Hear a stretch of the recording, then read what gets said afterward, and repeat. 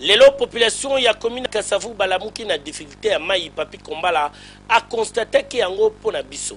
Na Kasavu population zo comprendre lisusu te régie des eaux soki alingi nini po pasi ya mai o bazana ngo surtout awa na avenue Chikapa na enseignement bazoye bate ba pompi o nyoso bomoni etikala kaka échantillon mai ebimaka nango te ndenge population a lobby.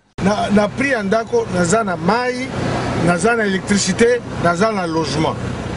Mais je n'ai pas, curieusement, je n'ai pas de l'eau. Ça fait 6 mois. Je dois chercher ailleurs.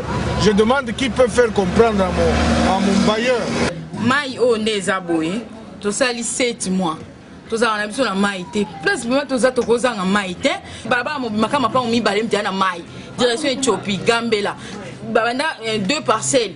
Ti koto ti na kwa Gambela. Toza na biso na mai te. Siko to sto loba na régie des autres. Kenda kuna ni to loba o bayebi na bango te to zela ka to zela ngoti mukoni. Papa ta modèle o. Ata yo moko o di bulu ya diamant o ya mai. Tozo regretter mingi. Makamonyo toka o gouvernement mema mukumba bango pe batia bango po basa esa gouvernement. Ezala kate pasi ya makolo yo boye tungisaka ngana kwa kotambola te. Nakele ko memaka nini yo boye 4 de na mukaka nakende ko kaka mai. Ya solo. Et alors nous demandons à ce que ba parti Oiza awa et s'organiser. Et ça la kana makambo ba polo te o makambo ba moto. Biso toza besoin na mai.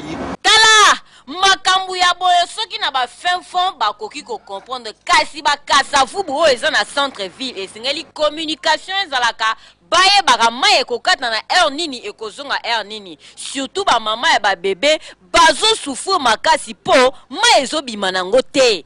Difficulté à mai on a Kasavu régie des eaux pardon tala yango population zo koka lisusu te. Macha mabe penza.